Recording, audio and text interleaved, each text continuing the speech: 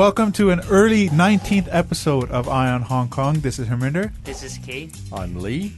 And I'm Evan. So we're having a roundtable discussion today over what has been a pretty dramatic couple of days in Hong Kong.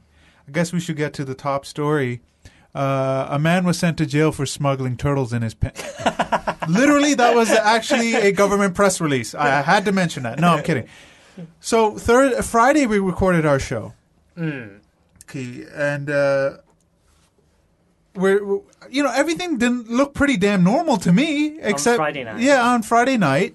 All right, so they moved the protesters out of Tamar Park into a smaller area, which more combustible things can happen because you're kind of pissing people off putting them in a pen. Then the students stormed Civic Square. Now, Civic Square, for people who don't know, was an area where the people of Hong Kong pretty much designated as their free speech zone outside LegCo. It was designed for that, wasn't yes, it? Yes. This is an open. Supposedly, the LegCo design is an open door design that government is listening to you. It's an open door. It's transparent. I think at first they didn't really plan to design it as a civic square. The students, they named it Civic Square in the national education protest. Right, in 2012. But that's fine. Now it's known as Civic Square. And they stormed it to take it back because that is public money being used to make a area that was meant for the public. But, of course, the government is so damn afraid of its people, it fenced it off. So they stormed it.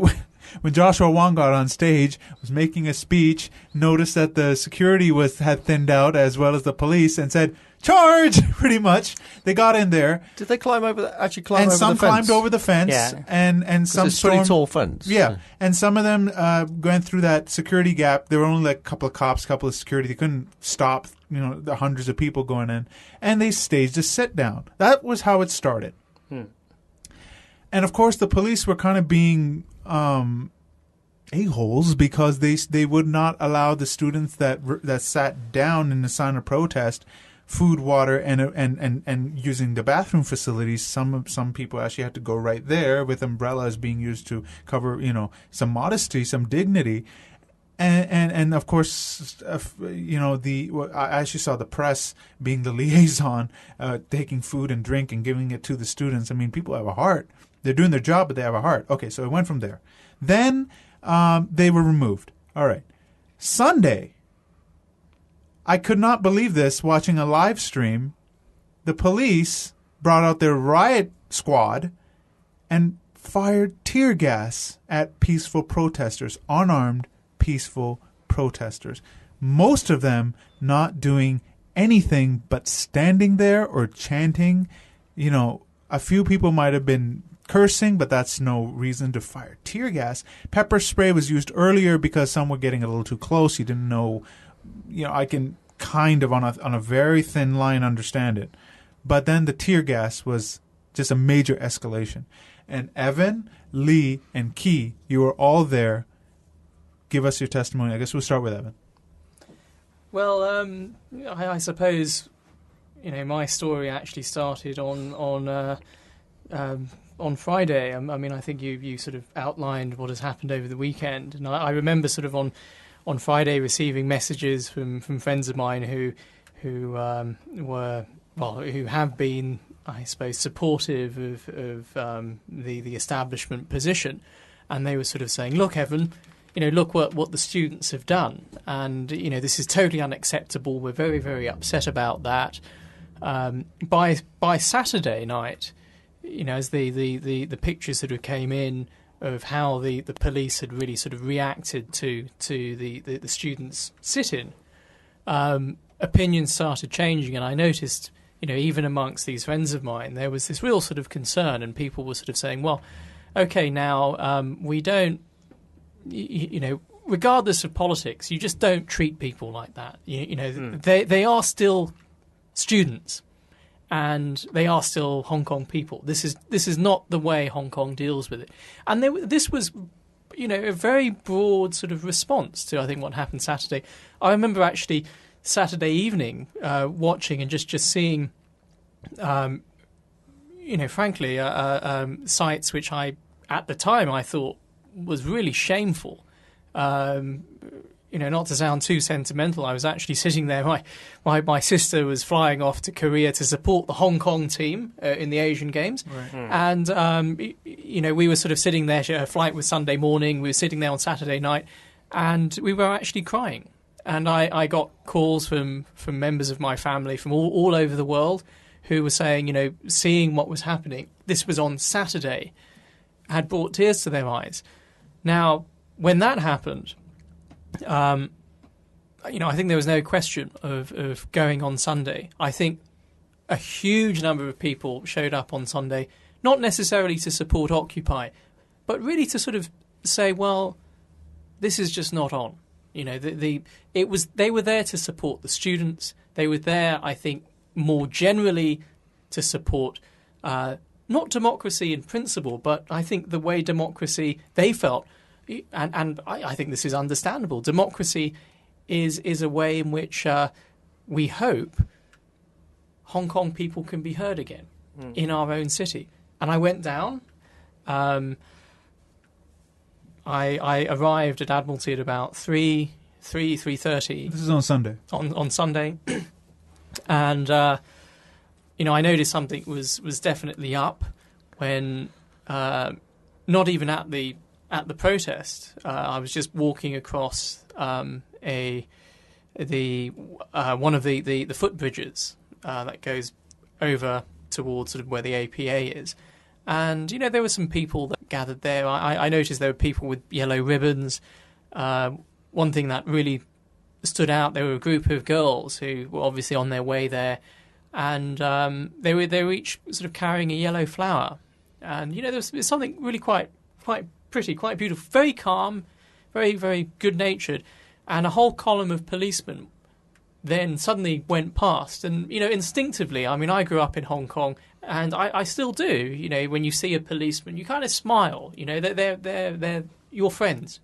So when the police went by, and I smiled, and I took my hand up to sort of say hello, and I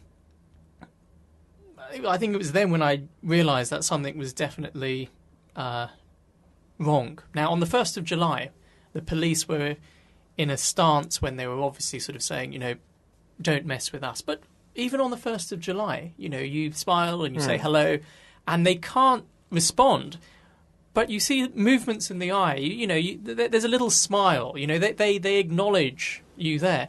This time, there was no acknowledgement. Not only was there no acknowledgement, the police were so tense. It was just their entire face, their body. It was, I think, a very lethal combination of anxiety, of fear, and also, interestingly, I think there was a real disrespect. The police were looking at people in a way in which I'd never seen them. They were literally, and this wasn't even at the demonstration. They were just going across, but they were there seeing everyone as an enemy, as a threat.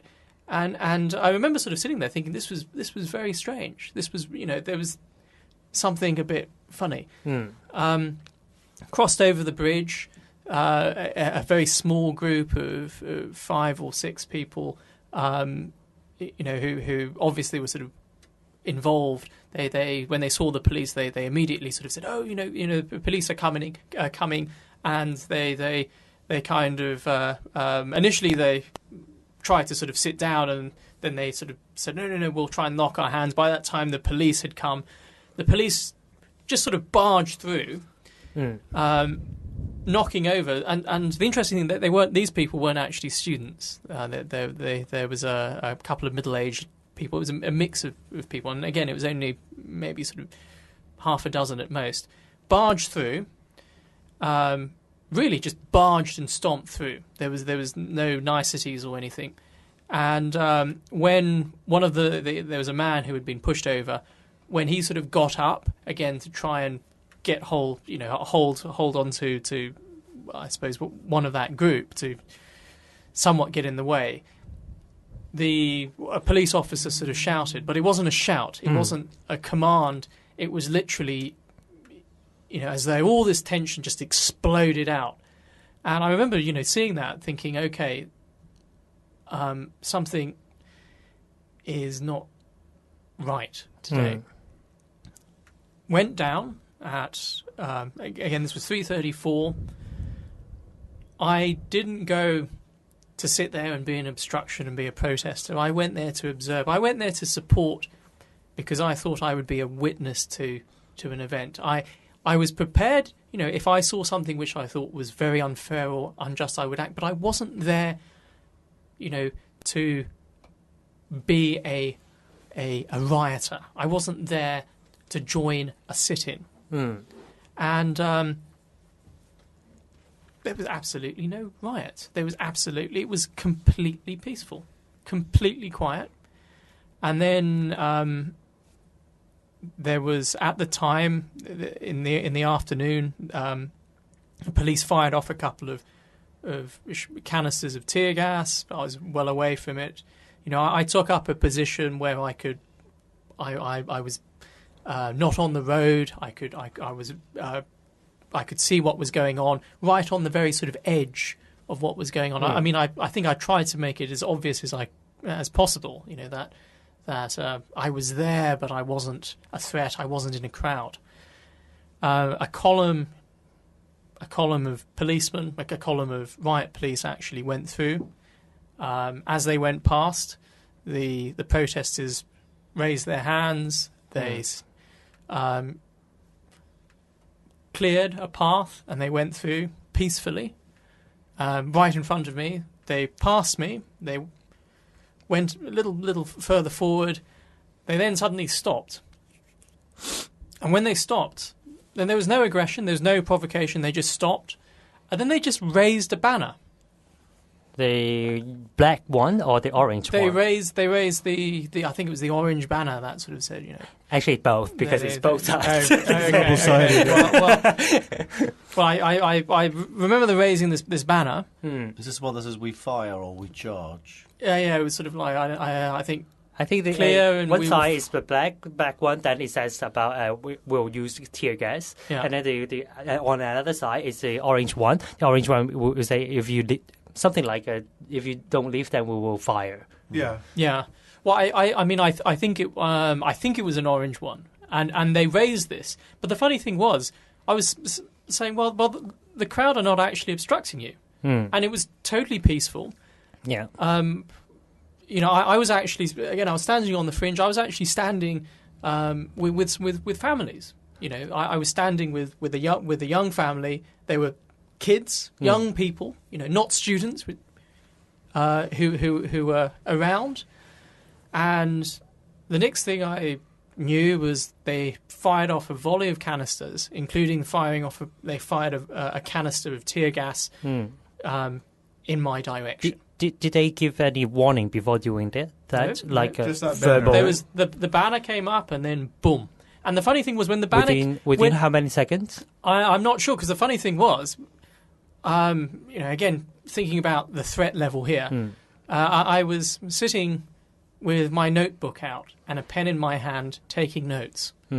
And when the police stopped and the banner went up, the crowd all started shouting. They were saying, don't shoot.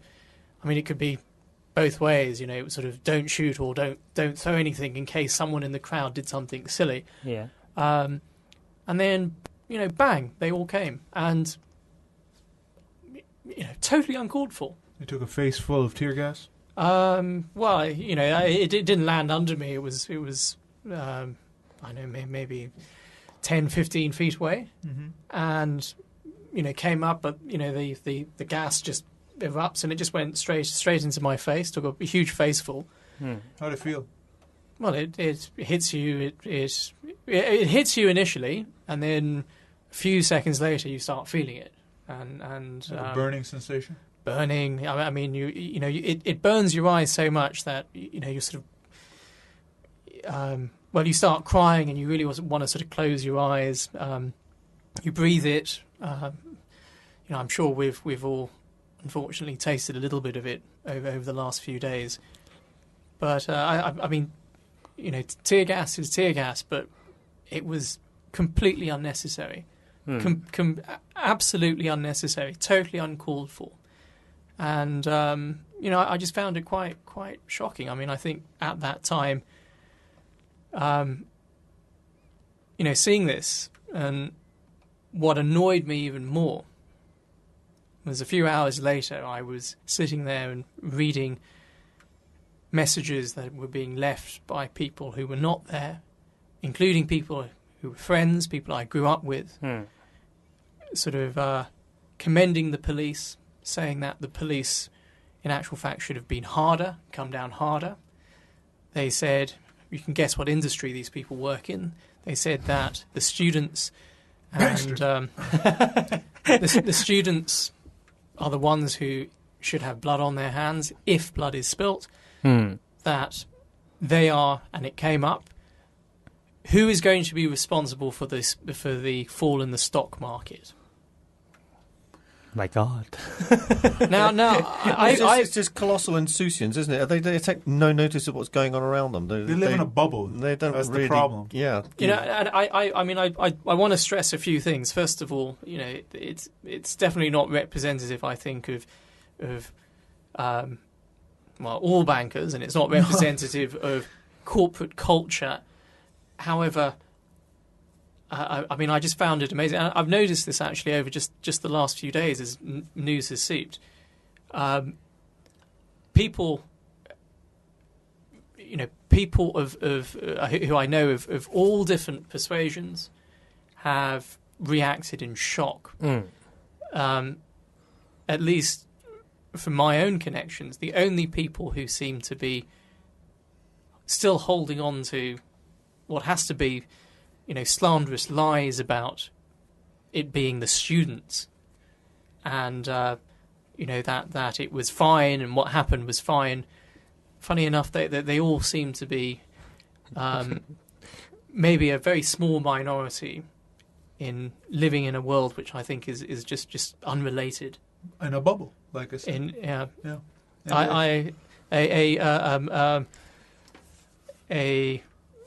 A very senior partner in a law firm in Hong Kong,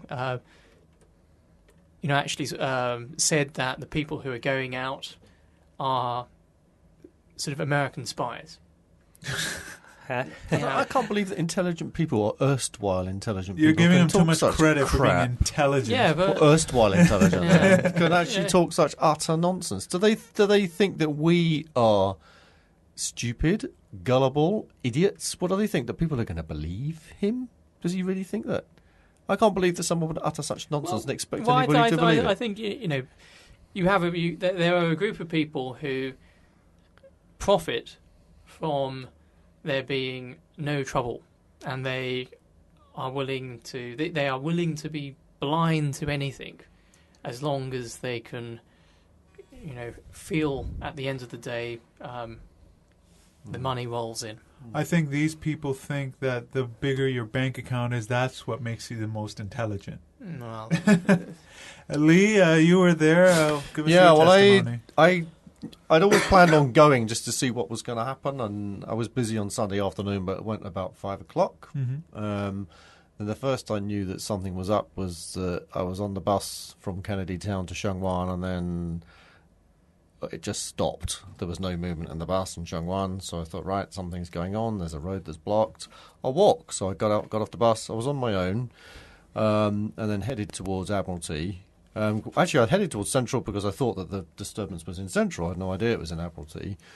And then the closer I got to the Lippo building around that kind of area, I started feeling really frightened. I'm a bit of a wuss when it comes to physical violence anyway, but I've generally, of all the protests I've been on here and also in Argentina in 2001, which got nasty because there were 30 people that were killed there, I never felt anything like this. I was really scared. I could just feel it. The tension was palpable. It was really very frightening. I thought, right, I'll go into the centre of it and see what's going on. So I made my way, as I could, through the crowds to kind of where between the two bridges where the KFC is by Admiralty Centre.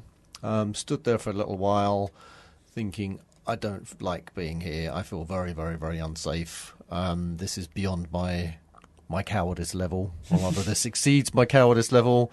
I don't want to be here. I'm on my own. I don't have goggles. I don't think it's cowardice. This is just anxiety. Well, it's anxiety. Felt. Okay, I don't have goggles. I got a face mask because they were giving out face masks, but that was all I had. Didn't have goggles. Felt completely unprepared. I thought this is going to turn very, very, very nasty. You know, you can just feel it. I felt that, and so I decided I was going to move back. So I went up onto the flyover, which. Is it Harcourt Road or Connaught Road? It's Harcourt Road, isn't it? There, because Connaught Road's the one that's further out. And Lipo Centre would be the Harcourt. Yeah, it's the Harcourt Road flyover that leads you up to mid-levels. That one. So I walked up the flyover, kind of a bit more of a safe distance, and as I started walking, I heard the first tear gas go off. So that would have been about 6-ish, something like that. And it was about 100 yards away, 150 yards away, something like that. Yeah. Well, I heard tear gas actually shot off earlier. I mean, actually, in my notes, I think there was canisters that were fired before I put down the second lot that hit me. The lot that hit me was I think it was fired at 5:40. That kind of time. Yeah. So I went up the flyover. You get a pretty good panoramic view of what's going on from there. So I decided I'd stay there. Then I walked on the flyover further round to the Lipo Centre to see what was going on in Queen's Road West.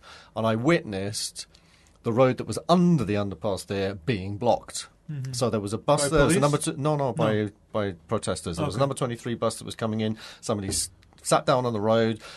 From nowhere, these barriers appeared, and they just made the blockade. They just completely blocked the streets. It was literally in about 5 seconds. It was really impressive. I don't know if they've been planning on doing it or how, but it was very, very impressive. From nowhere, these barricades appeared, and the road was completely blocked. And almost instantly, there were about 20 or 30 people sat there in the middle of the road.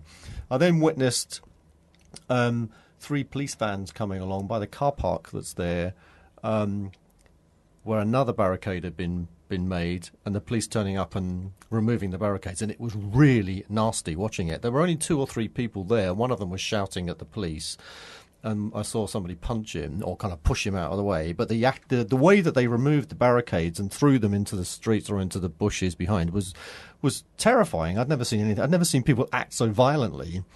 So I got back still on the flyover, walked further towards Queen's Road West, where there was a huge stream of traffic where they were not letting people go up to mid-levels to continue up the hill on the mid-levels road. Are you talking the Cotton Tree Drive? Yes, exactly. Flyover, Cotton Tree Drive flyover. And there was a big backlog of traffic on Queen's Road. People sat in front of the traffic, and that was like that I was there for about an hour, I guess, watching it, and eventually they let people go. They let the cars through because apparently there was an old lady who was in distress in one of the cars towards the back. They eventually let all the cars go up Cotton Tree Drive. And then it went calm for about 2 hours. There were repeated rumours of, the police are coming. I was chatting with some people that I'd met. Kind of, it's a great way to meet new friends. Oh, yeah. Really, a great camaraderie, meeting new friends. And so I was chatting to them for about an hour, kind of wandering up to the flyover to see the scene, and then back again.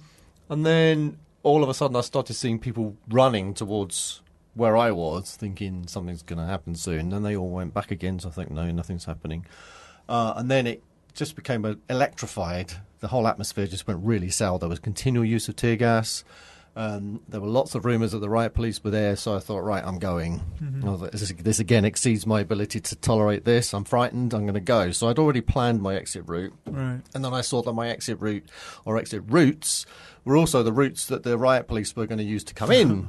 Because they were coming down Cotton Tree Drive, and they were also coming along Queen's Road West the other way.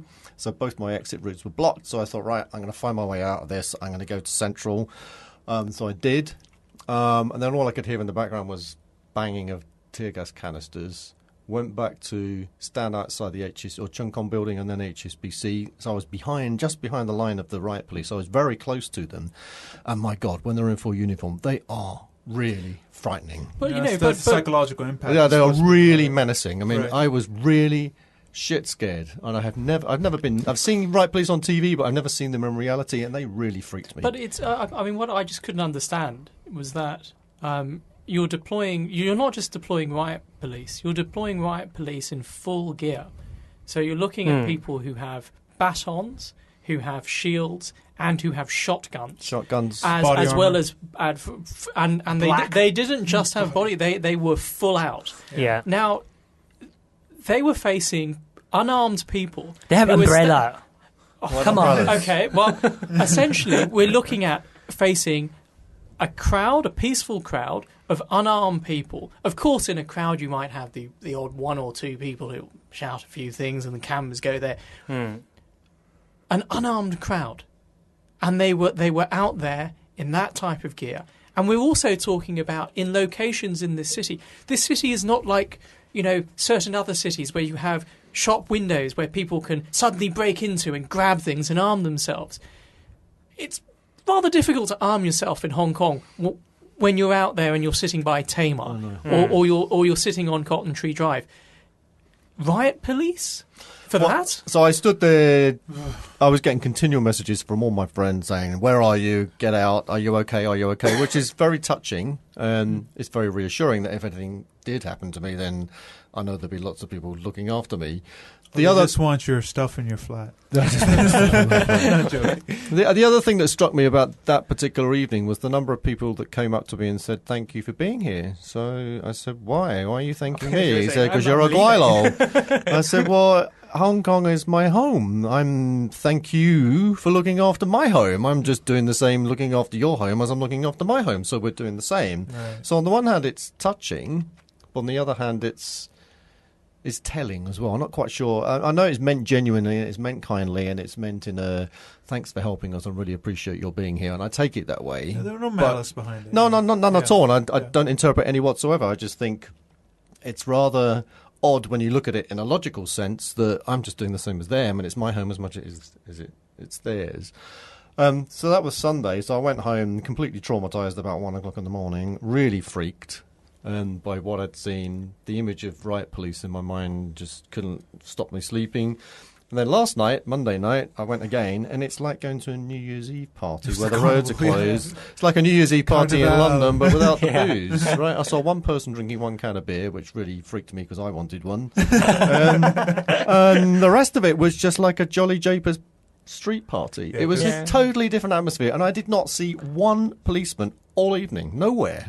The police had by that point pulled back by Monday evening. Monday afternoonish. They pulled back. There was nothing there. Real pullback then. And the memories of that are seeing the lights from people's torchlights on their phones, and the huge cutout of Siwei Lung on a stick. That caused great hilarity as it moved up from Appleby up to Cotton Tree Drive. That was very funny. Yeah. And also the ethnic minorities group, who I'd seen in Central Station as well. They had a huge banner saying, "We are ethnic minorities, but we love Hong Kong too." We put up the video on. And they were applauded. They walked through the crowd and they were applauded. So it was nice to see. Actually, one of the more touching things I remember on Sunday, and my Sunday, I think after getting tear gassed, I kind of realised that there was no point even trying to pull away. It was funny. There were people in the crowd who came over seeing me sort of sitting on the side with the notebook who tapped me on the back and sort of said, "Tell the world," obviously assuming that I was a journalist. The police obviously didn't make that distinction. But when I was crossing the bridge, this was sort of again mid-afternoon, the roads had just been closed, so there was still a huge backlog of traffic, of cars. And I found it very strange because as I sort of walked across, I saw there were a lot of van drivers and taxi drivers who were sort of standing outside the car, outside their cars. And I sort of looked over, and initially I was expecting them, to sort of be swearing at the road. They actually were shouting in support. I remember one scene in particular when there was a rather luxurious sort of people mover, one of those big cars sort of rich families all seem to have.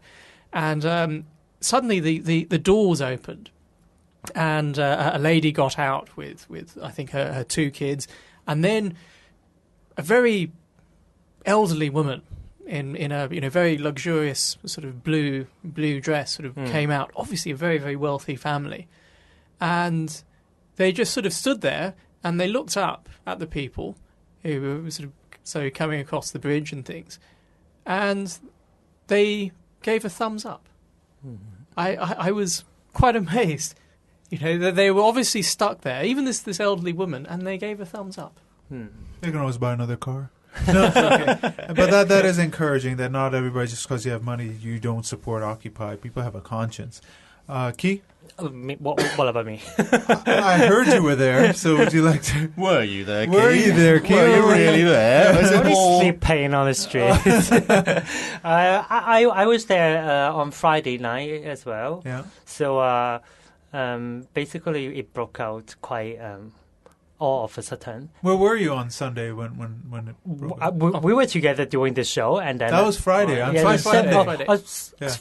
I think Sunday. I at the time they fired the tear gas. Right. I was in Central. Okay. And so I was having my dinner at that time. So and then suddenly we got all these messages from our Twitter saying that someone fired this tear gas, and everyone was kind of shocked.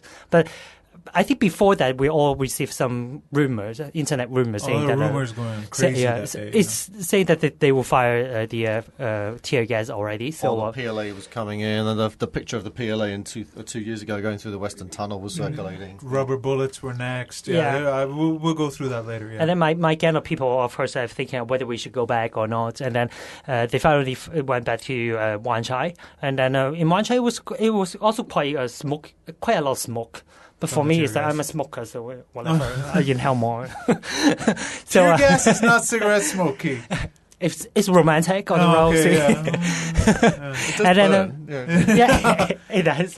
And It so, burns. and then I think the most outrageous thing is that at the student group, I think they asked people to leave because they heard these rumors saying that the plastic bullets, rubber they will bullets shoot out the plastic bullets, and then. I saw people, quite a lot of people actually. They were leaving from Wan Chai. I thought they were walking towards Causeway Bay, and to leave to go home, but they did not. And then they all suddenly sat down in front of Sogo. Yeah. And then there was Occupy Causeway Bay. Yeah. But during the time that when people were in MOT, they started to shoot out this tear gas. Netizens already advocated to occupy other places because probably MOT wouldn't be the place. So they suggested to occupy Mongkok as well. That was spontaneous. I mean, and were you in the tear gas later, or did you just keep a safe distance? I was quite safe. I was quite far away from it. So but you saw smoke and riot police. When you saw the riot police, what was your initial reaction? Really? I don't care if it's funny. Go ahead. It's going to be funny. Don't even say it. We'll work through his fantasies another program. I understand that they're quite good looking when they take off the mask. I knew it. All right. So we got your testimony. I was actually at home. I was planning to come by on. Well, first I thought Occupy was going to happen Wednesday, October 1st, right? So I'm like, I'll just show up for that. Of course, Benny Tai spontaneously said on Saturday morning. Saturday night. It's about 1:40 in the morning. Yeah. Sunday morning. And he said, Occupy Central starts now. All right, okay, that was surprising, but okay, I said fine. I thought it would just be Occupy the central government headquarters here. Central government, sorry, the government headquarters. There's nothing going on there. I live near the central liaison office. There's nothing there. A few flags. Which is surprising. If you want to occupy somebody's territory, isn't that it? Anyways, we'll get to that later. So I'm like, I'll go Wednesday, and then that happened, and then I was like, okay, they'll be at Tamar. I might show up later, and then I'm watching the live stream on Apple Daily. Thank you, Apple Daily, and I see a column of riot police in the corner, like the corner. I see green. I know that's riot police. I'm like, okay, but they're probably just there just in case. And then the tear gas went off. And I was like, what the F? What did I just see? And then I went into kind of like a panic mode in front of my computer. I'm going nuts on Twitter. I'm going nuts on Facebook trying to get info. I'm messaging you guys, make sure you guys are safe. And, messaged us to tell us to get out, actually. I did, because I didn't want, I didn't know where it was going to escalate to. Because it starts with the pepper spray, it moves on to the tear gas, then it's rubber bullets, then it's charge the protesters, then it could be live fire. I just didn't want it to get to that, and I didn't want anything to happen to you guys. So I said, well, okay, I'm going to get down there. My family stopped me. And I think a lot of people probably had this issue as well, where they wanted to go down there just to show support. But a lot of families like, hell no, you're not going. Because, of course, they're just genuinely worried for your safety. So I said, fine, I can't get down there. What I'll do is I'll get down to on my computer. And I was just going nuts on social media, trying to verify information, put it on our page. Because a lot of people were starting to like our page and our Twitter just to get more information, because the more they could get on their news feeds, the better. So I was just trying to put it in English, as much as I could, and just verifying. I was asking people, is this true? Because I saw that PLA, APC going through the tunnel. I thought I saw that before, but I had to verify. I'd seen it before. Yeah, and then because there were rumors going crazy, and the biggest rumor that was going around was they were going to shut down the mobile network. Well, that effectively happened because there was such saturation of usage. That's right. They did. So, well, in actual fact, I remember, trying to contact you, and of course, I didn't realise that as soon as I sort of got close to that area, there was too many. It was very, very sporadic, and but it's caused what's the app that you can use, and you can FireChat. Yeah, I've downloaded it. I wish somebody would teach me how to use it, but you got to turn on your Bluetooth, and I deleted it right away. But it like use up your battery within a minute. It does, and you get bombarded with notifications. Is pretty because it works off the back of every. Anyway, it doesn't matter. Yeah. Well, you need power banks and backup batteries and stuff if you're in a protest, and because you never know, right? Anyway, so I that's what I did all night till 3 a.m. and and then of course I had to go to work and everything like that. I still kept up with social media. I was wasting a lot of time on it at work, but still. It was important just to get the information out and to verify information and stuff like that. I said on the last show, if you can't show up at Occupy, get on to social media and just tweet, retweet, share. Just get the information out. If that's all you can do. All right. So, I'm shocked. My heart ached, but I was also very encouraged to see more people showing up because of the tear gas. Bad move, government, because you actually made the situation worse for yourselves. And I think one thing we have to sort of really make clear here is that all of the tension wasn't brought in by the protesters. The tension that environment that was created by the police. The police were the ones that actually brought in the threat. Yep. Right. And it's very ironic in some ways. In hoping to counter a threat, they ended up actually creating it. And one thing which I also want to stress, and in actual fact, I wrote something about this. I've had I woke up on Sunday and I had breakfast, and then I didn't eat for 48 hours, and I was awake. I was awake all Sunday and all Monday. I was honestly, I think the stuff that was going on there was, in a slight state of shock. And I think it's funny because you can look at these things and you can say, I know the images look bad when you see them. Yeah. But certainly for me, I'm sort of saying, well, this is in a place I know. These are affecting people I know. Even when I look at the police, I know lots of people in the police. I grew up with, with people who were in the police. And I also grew up with people who were in the protest. I met a good friend of mine, again, thinking of the, this friend of mine comes from quite a well-to-do family. And he told me, he said, Evan, if anything happens, don't worry. The backup plan is I have a car that's just left at the valet parking in the Grand Hyatt. So the backup plan is, I know people there. If anything happens, they'll look after us. And he said, go to the Grand Hyatt. Not exactly your mad radical, crazy students that Regina Ip seems to seems to think Label, about yeah. and label. It really was. It was people coming out from all of Hong Kong, and in that way, seeing the way it was dealt with, I just found it. I found it a very, very emotional time, and consequently, literally, I woke up this morning, had breakfast, and realised the last time I ate was Sunday morning. Well, yeah, I wish I had that problem.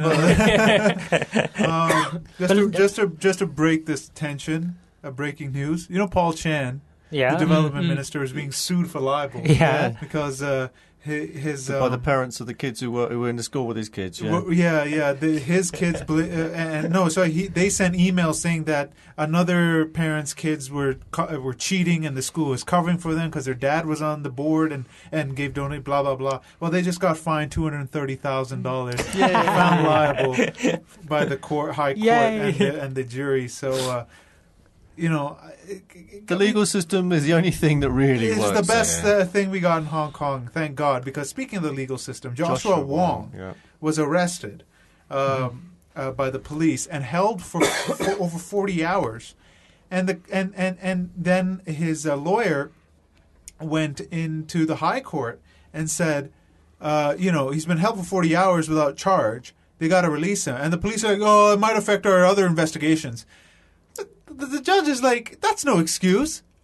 Unconditional release. That's what he gave him. Habeas corpus. But what is the length of time you can be held without charge in Hong Kong? Actually, they don't really say that exactly how long. They only say it as long as necessary. But usually we will say 48 hours.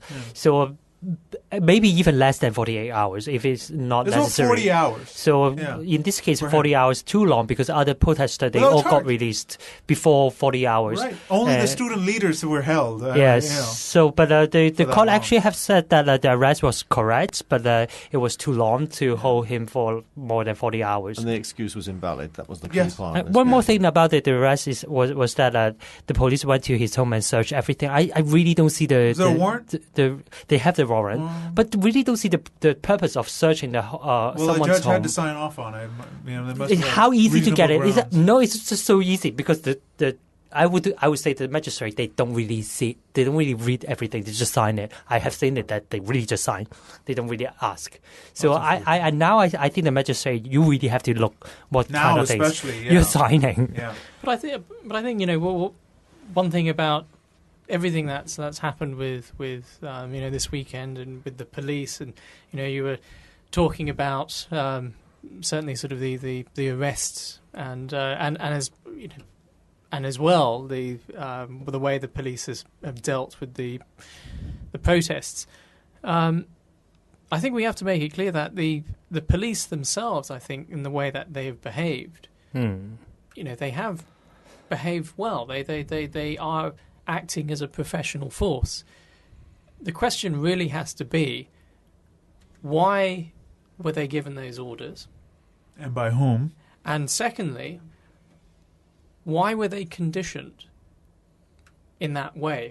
Why were the police, in some ways, prepared and told to expect something which was never, ever, ever on the cards?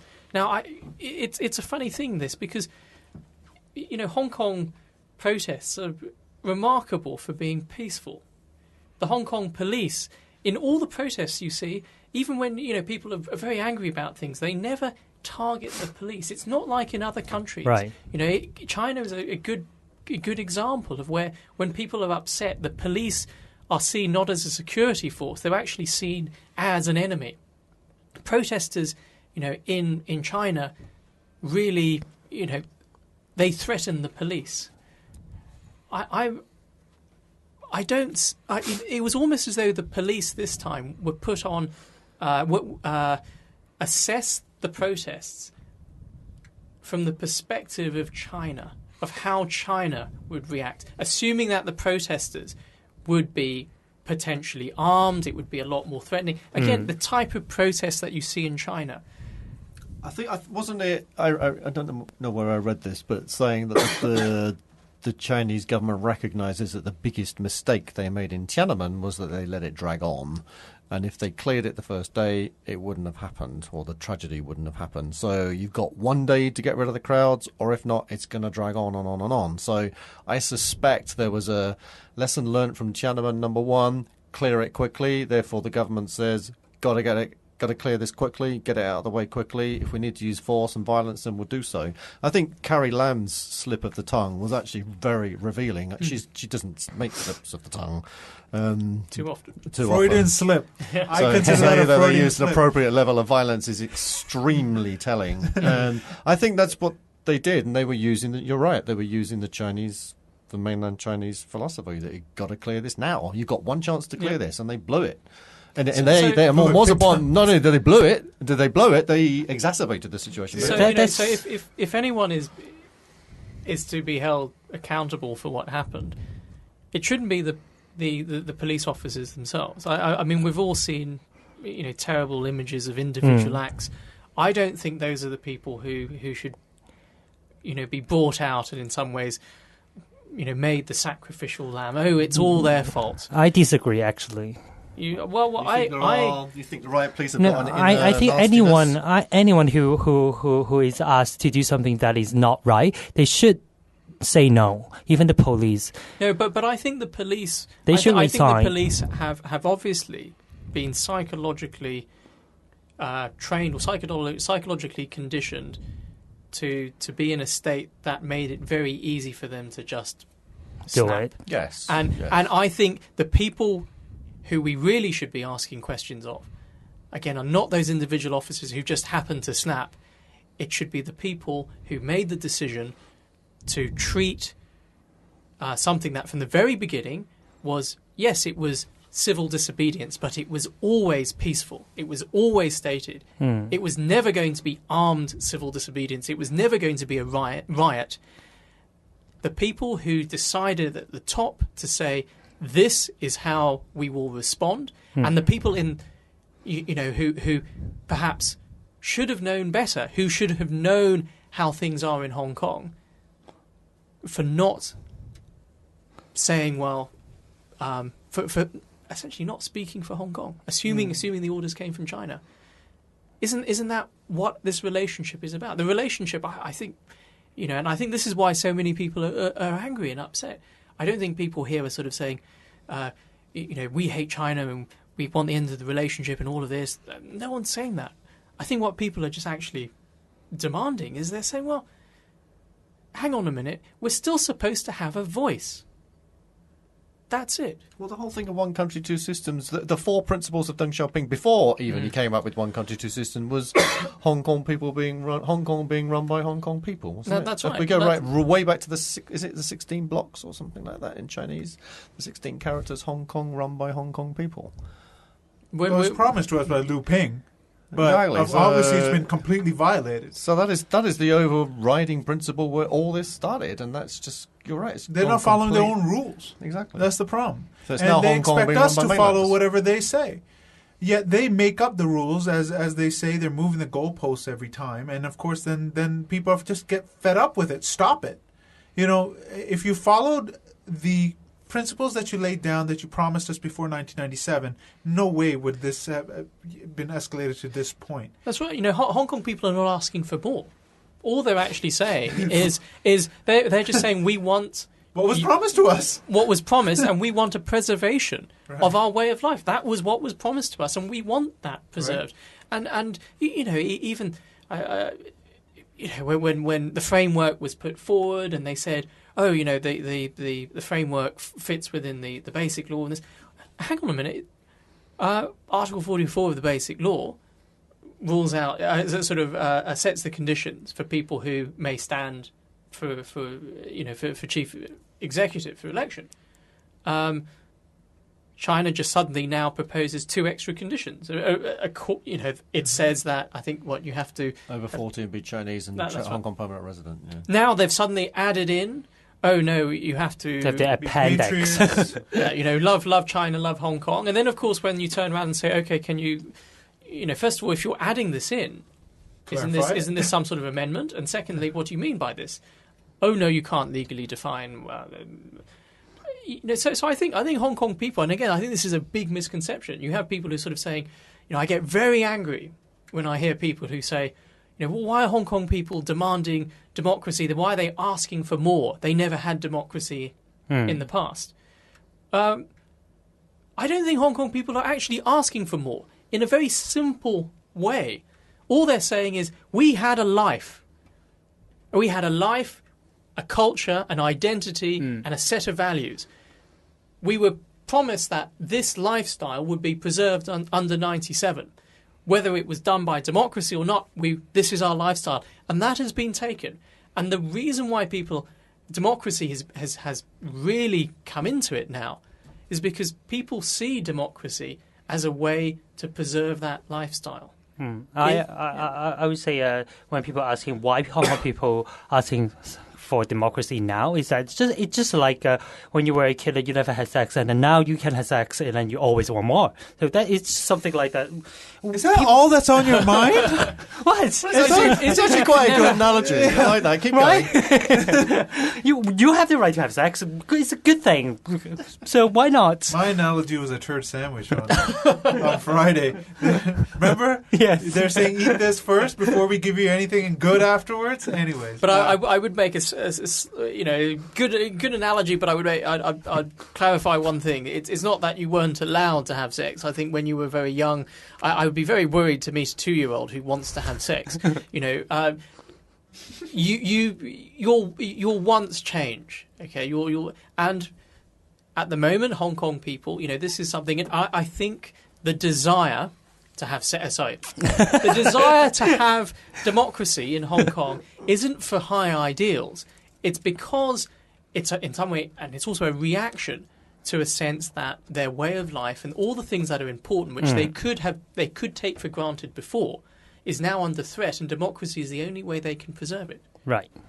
I gotta run through these. We only got a few minutes left. The response so far by the international governments has been pathetic, in my opinion. I mean, it was just status quo. We support the basic law and people's right to protest, and that's about it. But if another country that they strategically want, the police were just using the same tactics, they'd say, "Oh, peaceful protesters are being brutalized. Bomb that country. Bomb it for freedom. You bomb it for freedom. Bomb it for democracy." Who's saying that? Yeah, it's difficult to find out who would say something like that. United States. Did I say the Bush family? Bush family. It doesn't matter, and it's pathetic that the tear gas canisters were imported from the United Kingdom. Thank you for that gift. I didn't know that. How ironic is that? Yeah, very ironic, isn't it? They were imported from the UK, but you don't want to use Chinese, I guess, tear gas, lower quality. Right. You want to use the overseas good stuff. It will really explode. Really? It'll actually work. I hope they charge VAT on it before.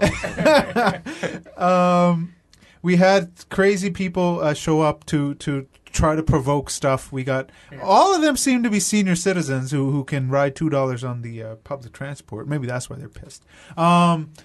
We got people going in and just shouting to the protesters. Protesters are not actually fighting back. They're actually being very polite and just letting them have their say, and then okay, be gone now. But they want confrontation. They want the cameras to show, oh, look how violent these people are. But it's actually been the opposite effect. They're showing that these crazy people are the ones that are very violent. We had a 60-year-old trying to run over people in Mongkok, and he's like, "I didn't do anything wrong. I was just trying to get through the crowd." You mean over the crowd? Right? I mean, this is ridiculous stuff happening from the other side. I've said it on Friday as well. The most violent side has been the other side. Yes. Even in history, in the 67 riots, it was that side, the pro-communist, pro-Mao Zedong side that was the most violent. They are the ones that killed people, not the people who are wanting just democracy. They are the most violent, the most... they're cursing people. I mean, these people have no morals. Oh, not morals, but they're not very polite. All right. So enough with we're the most violent ones. We're the ones who want this, that, and the other thing. You people are the ones trying to cause stuff. The MTR was actually commandeered by police to bring in reinforcements. I mean, I never thought I'd see that in this city. That was a shocking photo to see on social media. But then entrances were blocked by protesters Yes. trying to stop them. Good idea, but they'll just go around it one way or But another. it also I quite think that raises another quite. Well, certainly I found it quite surprising. Was how organic it was, how organic the protest was, the way it sort of came. And this thought that in some ways the protest would be, the leaders of Occupy or even scholarism, based. It wasn't. I think what happened, frankly, was, it's not a protest led by Occupy or even led by scholarism. They have done something that people, just ordinary people, have suddenly sort of said, well, again, whether we support it or not, you don't react that way. You don't, and the process is it's just ordinary people. It doesn't, and that could be dangerous in itself because it doesn't have a leader. No, True. this is very organic. But it actions worked on Sunday. so well, though. Oh yeah, It has. I mean, I was amazed, when I was there on Sunday, and right from the very start, it was funny that they had sort of boxes. Later on, I think people were coming in with supplies and things, but initially they had boxes, and I remember sort of sitting there saying, "Oh, I wonder who's paying for sort of the water and things." And then suddenly someone sort of said, "Oh, we're out of water. Has anyone got some water to donate?" And they went around. People were actually. It was almost like sort of collection and redistribution within the crowd itself. Yeah. The umbrellas we saw. When they started firing tear gas, a shout went out, who's got an umbrella? Pass it forward. Who's got this? Pass it forward. Who needs this? When I was hit by and the tear gas came, people came over. It wasn't as though I'm here to support and this is my stuff. There was a real sense of community. Even last night, the carnival, and then it was like I missed it. when you just sit down on the road, and then someone will come to you and ask you, do you want water? Do you want food? Any rubbish that we can collect for you? It's very well organized. This has to be the most polite, clean protest on the planet because there are no shops that have been looted. There have been no cars overturned and set on fire. The cars that have been abandoned haven't been touched overall. They just have some posters on it, no big deal, that's easy to remove, and people are picking up their own garbage. They're even separating recyclables. Yes. For goodness sakes. I mean, it's so good, it's so green. This is a great green protest.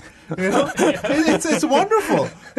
So it makes the establishment look bad when they said that these are crazy people trying to overthrow the government and overthrow the country. Well, no, not really. Politely. This is very, very politely. We might say, please, would you let us overthrow you? I got to get quick answers now and end the show because we're running out of time. Quick answer. How will this end, in your opinion? How should it end? Well, the way I think it should end is, there should be a time that is set. And indeed, again, at the moment, we're living in a period of extensive rumours. But what I have heard is that certainly Occupy have said we will do it up until this point, and then that's it. The response has to be proportional. So I think that's good. It mustn't be left as something where the police feel they need to clear it. I think it needs to sort of say, we can do this. We've made the point. I think we've made it very clear that this is something which is important. This is what. Again, getting very angry here. I guess slight digression when people have turned around and said, "Oh, there was only 50,000 or 80,000 people." What about? Only They said, "Oh, there was only 80,000 people here or 50,000 people." When I was in Tamar, there was a constant flow of people in and out. There might have been 50,000. The number of people who went through, right? The number of people who took part, who went there, even for an hour or two and then left, or even for, and I think there were a lot of people who, certainly my attitude changed that time. It went from being an observer to sort of saying, I can't believe this reaction. And people, I think people came there and they said, there are still people who are saying that these people are ridiculous and radical. Yeah. And it's hard and resolve. I think hundreds of thousands rotated throughout these days. Lee, how will this end or should end? I think it will end with it either by it being called off and people just saying they've made the point and then just passing the buck back to the government. So that might happen tomorrow. Hope so. Or if they don't do that, it will fizzle out because you can't keep doing this level of protest day and night. It's just not going to happen. It started to fizzle out this morning. It was, if you believe the social media comments this morning, I saw the photos. It was very, very. It was very sparse, and they did run yeah. the risk of the police just wiping it clean this morning. Sure. So I think that could happen. So I think it will either fizzle out or be called off, both of which will be good. And then after that, I really don't know. Commend the police for not actually clearing them out when they saw the opportunity. I think they're doing the right thing by just letting it fizzle out. Key. How will this end or how should it end? I think what you just said about there is a problem with the leader because the government has no one to talk to now, no one to negotiate with, no one can represent the crowd because everyone is actually a leader in this protest. But the government the whole of Sunday. There were many people. I think there would have been the majority of the people who came on Sunday, like me. Even if one person from the government came out and addressed the crowd, just came out with a loudspeaker or something and just sort of said, frankly, I would have been quite happy if someone came out and said, look, we understand we were a bit hostile, aggressive, a bit brutal. We promise that won't happen. We have made mistakes. Come out and actually talk to the people there. What we got was total silence. No conversation whatsoever. In a way, there's still silence because you keep getting the same rehashed statements out of the executive government. So, and it's pathetic. He sent out his minions to talk for him. Like, what was his name? Security Secretary. So the great, the situation is you talk about there isn't an obvious leader in the protest camp. But then, frankly, there doesn't seem to be even any leadership at all in the establishment camp. It looks like that, yeah. But the thing is that now is no one to talk to. Then I'm just afraid that people will get tired, and then people just don't have the energy to fight again. Yeah, so I mean it's only going to be the hardcore people that stay, and I think it's going to end by either there's going to be a date set saying, all right, that's it, we've made our point, let's go home. Most will go home, and the hardcore people who say no, we will stay till the end will be hauled off by police. The way they were hauled off on July 2nd. How it should end is CY Leung resigning. It's not enough. For a start, CY Leung has shown that he is absolutely inept as a chief executive. He's polarized the city more than ever. His arrogance that he shows continually is actually making people more upset, and his supporters, keep throwing the same line: NPC decision, basic law. Consultation, proposal. It's the same stuff over and over and over again. It doesn't work. You have to address the crowd. You didn't. You've lost the opportunity. You actually used unnecessary and disproportional force on the protesters, and now you've lost the opportunity for dialogue. Your first report to the NPC did not reflect Hong Kong's true diversity of and opinions. They know it. And they know it. That's the thing that's so but annoying. They keep putting this lie out saying the majority of support this. I suspect the NPC report was not even written by the government. It was written with the approval of Beijing and then submitted to Beijing again as just, as a formality. Without CY Leung, if he doesn't resign now, he can't govern.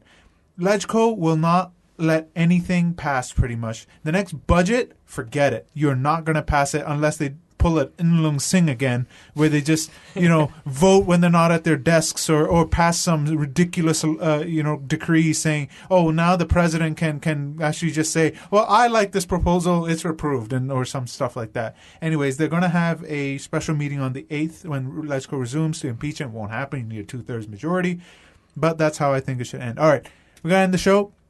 Shame on You Award. This is going to be a little difficult because it could be a lot of people. It can be CY Leung. It can be the entire executive government. It can be the police. It can be the riot police. It can be the commander. It can be the commander that actually said that approved the use of tear gas. But of course, I don't think he could use it without approval from somebody higher up. I mean, a lot of choices. Who do you think should receive this glorious award? I think it should be the entire. I think it should be our government, the executive, the whole executive level in our government. They had, if they had handled it better, they would have come out. I think they would have far earlier on. If they had just been open to speak, to talk to people, I think it would have been different. Lee?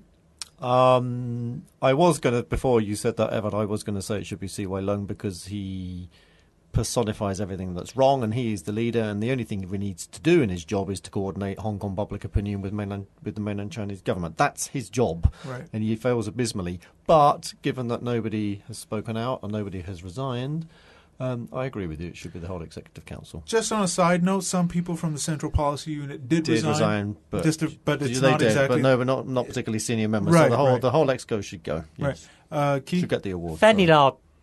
Fanny Law. Straight up, Fanny Law. Because she's such a Fanny. And because she said something after this event, after the tear gas, and then she said that the police actually infuriate the protester, and they should go to send someone to go to the EXCO to explain. And well, maybe she can go and join Goldman Sachs. Yeah, I hate Fanny Law, so I have to dominate. I really get the chance now. Could you explain that again? She said that the police make the public too angry. So the police made the public angry. So they should go to the EXCO to explain. Police should go? Yeah, the police. But she's apologising to the police for that, for having to ask them to become accountable to EXCO. Yeah. These people in EXCO are, what are they doing there? I can't wait for any. These people have the worst replies to everything. God, you got Carrie Lam coming out and saying stuff like the same stuff that C.Y. Leung is saying. You got Regina Ip, who wants to run in 2017 and her she's the female version of C.Y. Leung. She's just lining herself up because she's not going to be denied this position to say that, look how great I am, and eventually get a cushy seat in the MPC. I mean, and then you got Paul Chan, you got the fake crying on TV, you got Elsie Lam. You got Elsie Leung with her crap. I'm sick of it. Seriously, this makes me angry. EXCO government, you have just received the shame on you award, and seriously shove it, because I'm so sick of just hearing the same thing. They accused the Secretary for Constitutional Affairs, Raymond Tam. No, before him. As I can't remember his name now. They call him the human recorder. These people are all the human recorders. They are running it. Seriously, you might as well just get a robot out there or a 3D hologram of these people. They're not worth it. We don't need you out there. You're saying the same thing, every which way. I am pissed. Yeah, you can tell. I'm just going to end the show and. Thank you, Evan, for coming in and giving your testimony. Thank you, Lee, as well. Sure. And let's go to the protest. We're going to go right now, right after this. Of course, Evan is a writer and a contributor to many publications, SCMP China Daily. Sorry, SCMP China Daily, when they let his stuff be published. Incredibly enough, I do write on culture and things. Then you got Hong Rong. You're on that blog as well. So you got many outlets. Get on Twitter, man. And please subscribe on our Twitter at IonHKPod. Our Facebook, just search Ion Hong Kong Podcast. YouTube.com/IonHK. And, of course, subscribe on iTunes as well. And we will be back on the next show. Could be early, could be late. We'll see. Just keep up on Facebook. Goodbye. Bye. Bye.